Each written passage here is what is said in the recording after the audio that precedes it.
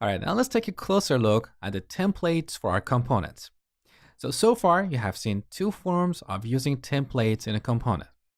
One way is to store the template externally, and then we use the template URL property of component metadata to specify the path to the template file.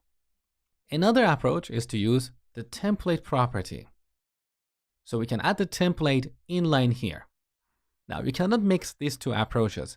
So you should either use the template URL and store the template externally, or type it inline here. Which approach is better? Well, it really depends. If you're building a small component with a very simple template, you can add the template here, and this makes it easier to port this component and take it to a different application.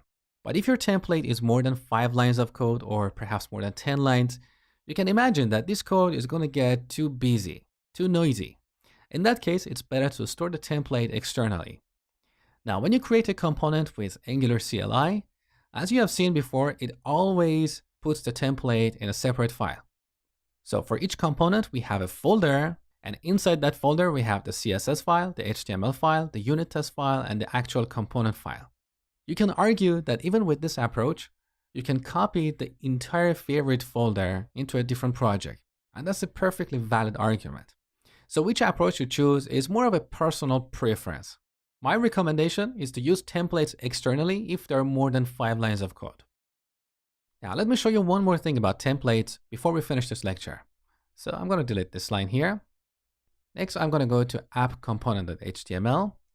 I'm going to add a simple heading here. So hello world, right?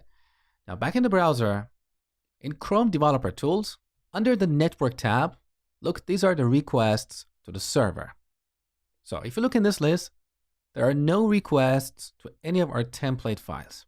So where are they? Our templates are actually bundled along with our source code. So here we have main.bundle. So all our TypeScript code is compiled or transpiled into JavaScript and is placed inside this bundle.